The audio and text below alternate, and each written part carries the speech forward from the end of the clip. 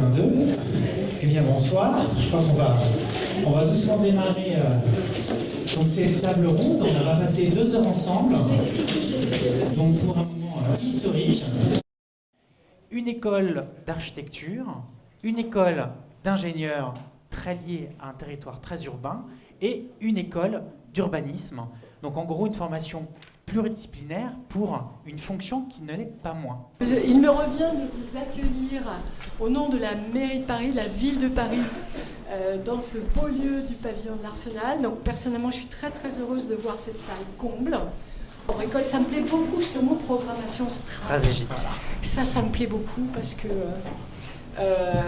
moi je pense que l'un des trucs les plus rigolos que j'ai fait dans ma vie, c'est de travailler sur la prise de décision.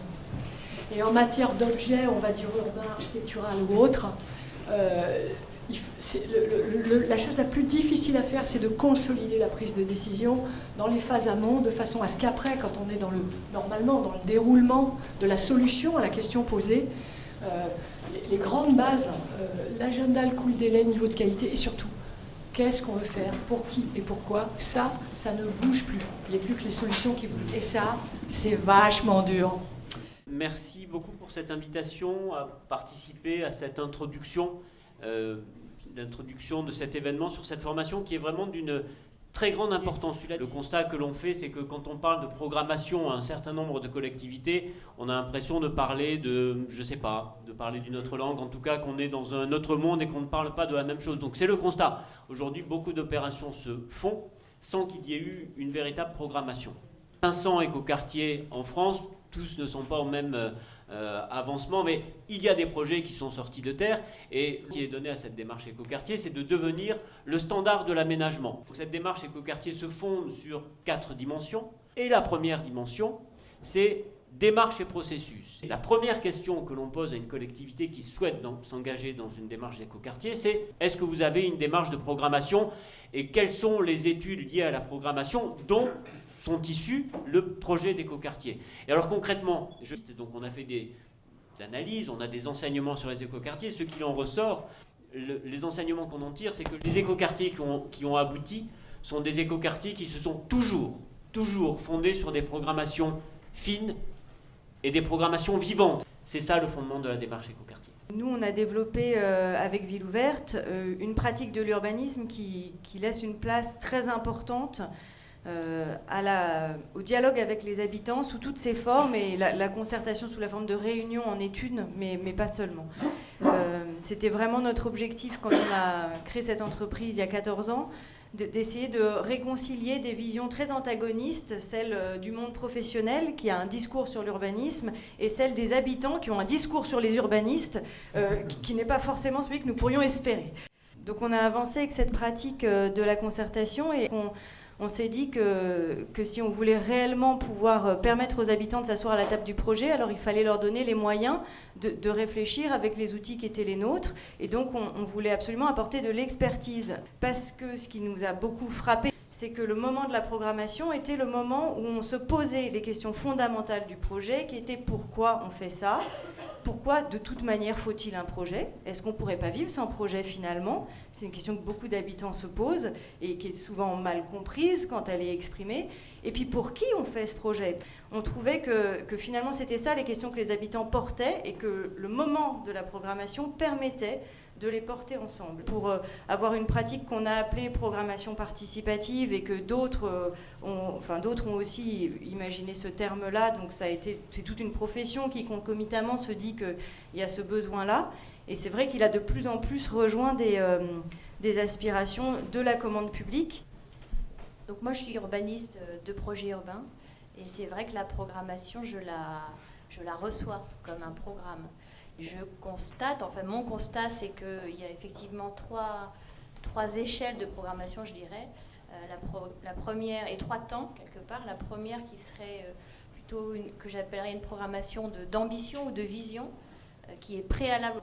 C'est vrai que dans la plupart des collectivités, moi j'ai eu un projet, un seul, à Lille, sur lequel, et pourtant j'en ai fait beaucoup des projets urbains, y compris avant d'avoir ma propre entreprise, sur lequel on avait un réel programme, une réelle vision de pourquoi et pour qui. Donc c'est tout à fait... Et dans quel contexte on fait ce projet urbain? Où en fait le temps de la programmation de pourquoi et pour qui, dans quel contexte on fait ce projet urbain, a pris 1 an à 1 an et demi de discussion entre les élus. Il y a eu des concertations citoyennes aussi sur le programme.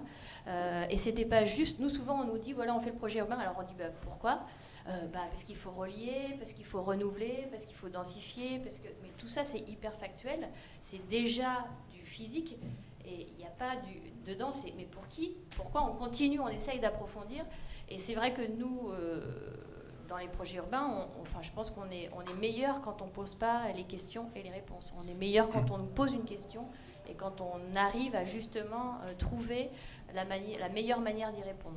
Alors, pourquoi est-ce que les promoteurs, tout d'un coup, s'intéressent à la programmation ? Eh bien, c'est justement dans le cadre de ce type d'appel à concours, Réinventer Paris, mais qui, en fait, se sont essaimés bien plus rapidement qu'on ne le croyait, et où la programmation est devenue un enjeu clé. Et pourquoi elle est devenue un enjeu clé ? Parce qu'elle est devenue la manière relativement simple pour un promoteur d'avoir ce cachet d'innovation. On constate que l'ironie, c'est qu'au départ, les promoteurs ont investi ce champ-là parce que c'était facile de faire des éléments un peu innovants et pour faire plaisir à la ville de Paris sur ces sujets-là. Mais, en fait, aujourd'hui, c'est devenu un élément capital. Et je vais vous prendre 2 exemples. Premier exemple, CEMAPA Brunzo.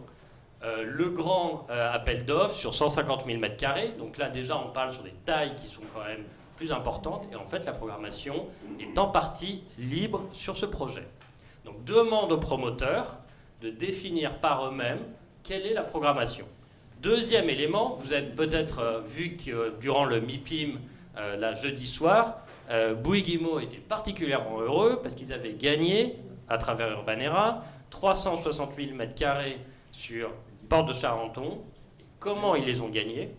Ils les ont gagnés sur un élément de programmation assez étonnant, c'est en disant on va faire le cluster de art et économie numérique à cet endroit. Or, historiquement, j'avais l'impression que qui est en charge de définir les positionnements territoriaux des villes, des territoires, c'est pas les promoteurs. Donc là, il y a quand même un changement qui, pour moi, à mon sens, est assez radical dans ces 2 exemples. La question qui se pose ensuite, en effet, donc la question c'est quelle est la place de la puissance publique dans cette définition-là. Moi, quand on entend Bouygues en parler, je leur ai demandé expressément, je demandais à Yann Aubry, je lui ai demandé expressément, est-ce que c'était dans le cahier des charges, dans le plan guide ou pas ? Et il m'a dit, ça n'était pas dans le plan guide. Donc en fait, là, la dimension de contrôle va venir un peu ça, et c'est tout d'un coup, la puissance publique se dit, bon alors, qu'est-ce que vous, promoteurs, pouvez me proposer ? Et hop, je prends la chose qui m'intéresse avec toutes les ambiguïtés qu'il peut y avoir. Donc ça, c'est un élément important. Et ce qui est derrière ensuite, alors pour les personnes qui, dans cette formation, il y a quelque chose qui est assez intéressant, c'est que alors qu'au départ on avait, nous, promoteurs, un rapport finalement un peu de domination et un rapport un peu de condescendance vis-à-vis de la notion de programmation, parce que pour nous c'était de l'innovation washing, c'était une manière d'être innovant, mais en fait en étant un peu comme ça méprisant vis-à-vis de ce genre de sujet, quelque part. Là, au contraire, tout d'un coup, quand je demande même chose à Bouygues Immo, donc quel est exactement qui chez vous a fait cette programmation sur les arts numériques avec toute la présentation Homer qui a été extrêmement poussée, etc. Et comment le montage est derrière ? Le montage, il est 10 000 m² donnés quasiment gratuitement à un acteur, qui est un acteur qui fait, en gros, qui est à la fois, en gros, programmiste, plus qui fait l'appel d'offres, en fait, ou participe à la définition stratégique de l'appel d'offres pour le compte de Bouygues, et qui est du coup investisseur exploitant. Et là, tout d'un coup, qu'est-ce qu'ils vous disent ? On a un modèle économique tellement puissant là-dessus, dans la définition de la programmation qui fait gagner les promoteurs sur les grands appels d'offres de la nouvelle génération, qu'on a levé 100 millions d'euros pour faire de la foncière sur cette base. On a le plaisir d'accueillir des étudiants en master, voire post-master, en stage un peu long, qui viennent de vos écoles, enfin de l'EIVP, d'écoles d'architecture ou des écoles d'urbanisme. C'est vrai que demain, après-demain, ça sera intéressant d'avoir des diplômés de ce programme des prog, parce qu'ils auront peut-être justement, à travers leur formation transversale, des choses en plus de leur formation initiale à nous apporter. L'enjeu pour nous, c'est quand même de positionner la programmation, bien sûr, à un niveau stratégique, et pas de la programmation opérationnelle. Donc, c'est plus le sujet. Donc je pense que c'est une autre manière de voir notre métier. Et nous, quand même, le vrai sujet par rapport à tout à l'heure, c'est quand même comment former des professionnels au niveau de la maîtrise d'ouvrage, au niveau des AMO et des maîtres d'œuvre, capables dans tout le territoire de mener des démarches de programmation. Parce que l'enjeu actuellement, c'est qu'on a un traitement inégalitaire. On a des endroits où il se passe des choses très bien parce qu'il y a des acteurs structurés, formés. Et à côté de ça, dans 90% des cas, on a quand même une faillite de maîtrise d'ouvrage, d'AMO. Donc là, il y a un vrai enjeu d'égalité des territoires par rapport à des compétences et des savoir-faire. Une formation qui est diplômante, elle va remplir en fait une sorte de manque qui n'est pas du tout bon si on se place du point de vue de l'intérêt public, justement, puisque aujourd'hui, il y a des formations quand même continues qui existent. Mais en formation diplômante, en fait, c'est le seul acteur, quand on prend le système tripartite qui forme exactement toute la sphère quand même de la construction. Si on prend donc la maîtrise d'ouvrage, la maîtrise d'œuvre et les entreprises, c'est le seul acteur qui n'a pas de formation diplômante. C'est une formation post-master. Donc ça, c'est aussi extrêmement important, c'est-à-dire qu'on s'adresse à des gens qui ont déjà une solide formation professionnelle dans le champ de l'urbanisme, de l'ingénierie et de l'architecture. Ces gens-là sont amenés, leur vocation c'est de travailler ensemble. Donc je pense que ça va être très important, et je crois vraiment que c'est le cas des contenus pédagogiques, de mettre en relation ces différents champs sans pour autant en fait anéantir leurs différences qui existent et qui sont très saines, très importantes pour le niveau d'expertise. Pour tous les acteurs, que ce soit les acteurs, les collectivités, etc., il y a là une occasion importante de monter en compétences. Donc c'est ça le moment historique. Donc sortez les appareils photo, appelez vos familles. Le monde change ce soir.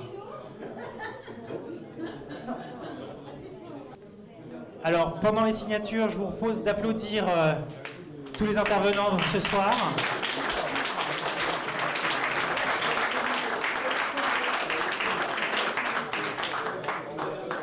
On peut aussi, en forme d'applaudissement, remercier à la fois les organisateurs. Et n'hésitez pas à diffuser l'information sur cette formation dans vos réseaux. Et puis, inscrivez-vous pour ceux qui sont intéressés.